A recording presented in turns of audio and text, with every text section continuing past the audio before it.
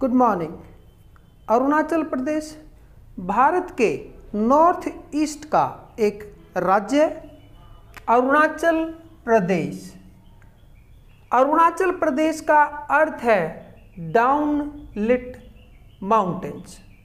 अरुणाचल का अर्थ है डाउन लिट माउंटेन्स मीन उगते सूरज का प्रदेश, the place where the sun rises, the place where the sun rises. Arun का अर्थ है उगता सूरज और अचल का अर्थ है स्थिर, और प्रदेश का आप जानते ही हैं क्षेत्र या प्रांत। इस तरह से अरुणाचल का अर्थ है उगते सूर्य का प्रदेश या उगते सूर्य का राज्य। यह भारत के नॉर्थ ईस्ट में है और भारत के नॉर्थ ईस्ट में 7 सिस्टर्स माने जाने वाले 7 राज्यों में सबसे बड़ा राज्य अरुणाचल प्रदेश है। तो आज हम अरुणाचल प्रदेश के बारे में डिस्कस करेंगे कि टोटल अरुणाचल प्रदेश में क्या क्या है, क्या इसकी बाउंड्रीज हैं, किस किस अन्य देशों से इसकी बाउंड्रीज मिलती हैं, किन किन अन्य प्रदेशों से इसकी बाउंड्रीज मिलती हैं, और इसका पूरा इतिहास हम आज जानेंगे। सबसे पहले 1912 तक प्राचीन काल में इसकी अपनी कोई भी सीमा निर्धारित नहीं थी और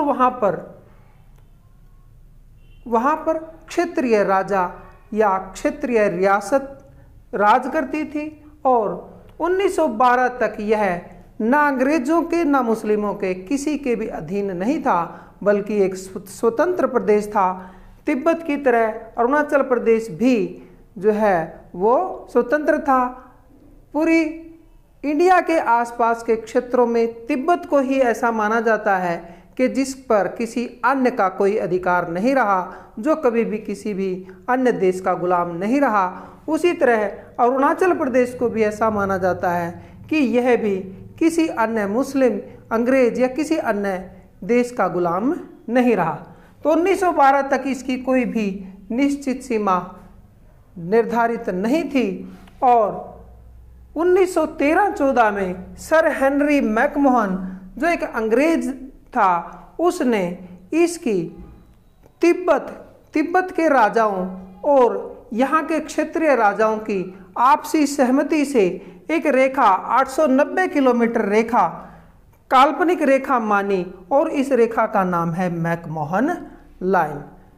तो आज भी मैकमोहन लाइन को इंडिया तो चाइना और भारत के बीच की बॉर्डर लाइन मानता है, परंतु चाइना ने इसको कभी भी बॉर्डर लाइन नहीं माना और ब्रिटिशर्स और तिब्बत दोनों के, ब्रिटिश इंडिया के जितने भी वहाँ पर क्षेत्रीय राजा या लोग वहाँ पर रहते थे और तिब्बत के क्षेत्रीय राजा, दोनों के बीच एक सहमति हुई और मैकमोहन लाइन वहाँ पर निश्चित करी गई 1935 में। और फिर 1935 में अरुणाचल प्रदेश जो है वो भारत के नक्शे में आया।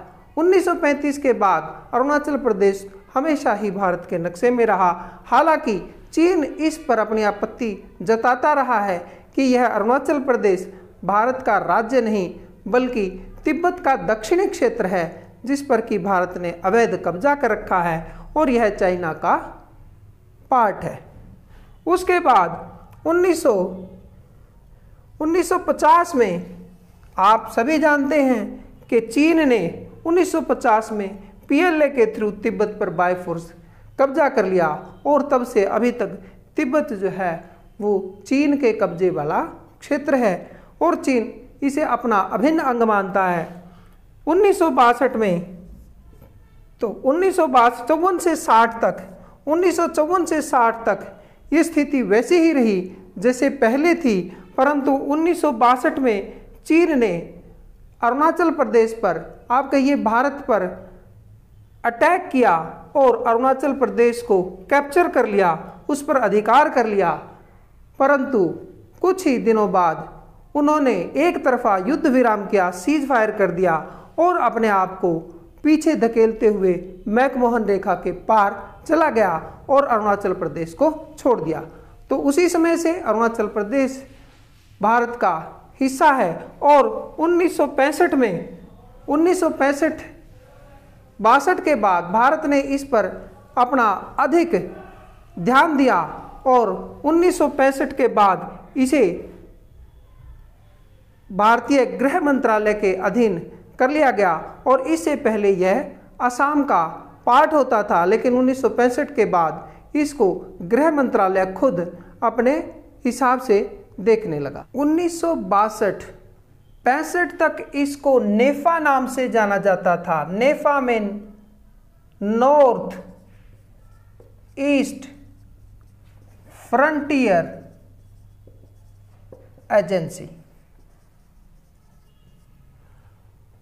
और 1965 तक इसको इसी नाम से जाना गया, बल्कि 1972 तक 20 जनवरी 1972 तक इसको नेफा नाम से ही जाना जाता था और 20 जनवरी 1972 को अरुणाचल प्रदेश के चीफ कमिश्नर ने इसको यूटी बना दिया।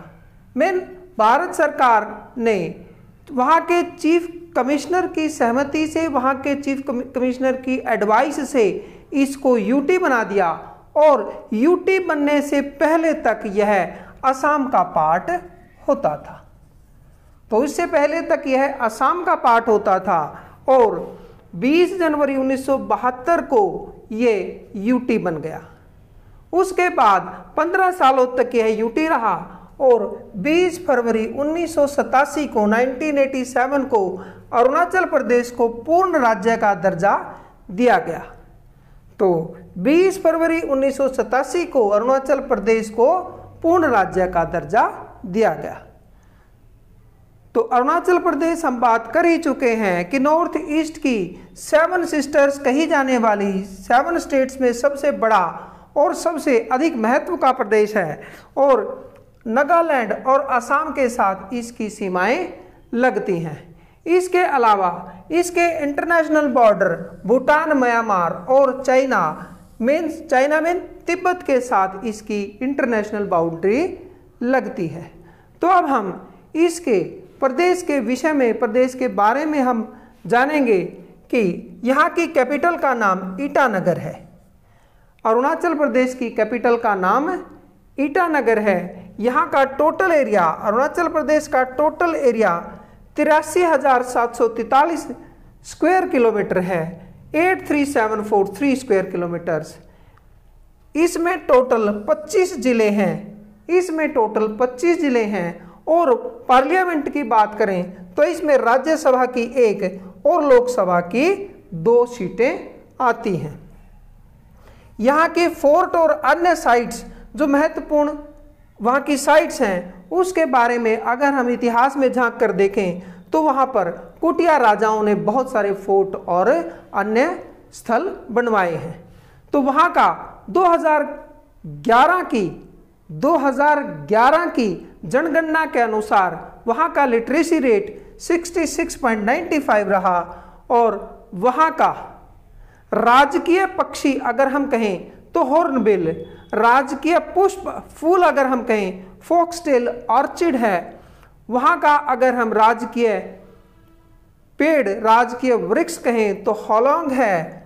वहाँ का राजकीय पशु अगर कहें तो मिथुन है और हाईएस्ट पीक वहाँ की 7,060 मीटर ऊंचाई है। 1962 के युद्ध के बाद लगभग पूरे अरुणाचल को अपने कब्जे में लेने के बाद भी, सीज फायर करके मैकमोहन रेखा से पीछे चले जाने के बाद भी चीन अरुणाचल प्रदेश पर अपना हक क्यों जताता रहा है, उसके कारण आइए जानते हैं। सबसे पहला कारण ये है कि चीन हमेशा ही ये बताता रहा है कि ट्वांग मोनेस्ट्री और ल्हासा मोनेस्ट्री, ल्हासा जो कि तिब्बत में आती है और तिब्बत जिसको कि चीन ने अपने कब्जे में लिया है और अपना पार्ट बताता है, इन दोनों मोनेस्ट्रीज के बीच में, इन दोनों राज्यों के रियासतों के बीच में कहते हैं कि 3 एग्जिस्टेड टाइज थी कि ये दोनों एक ही पार्ट थे।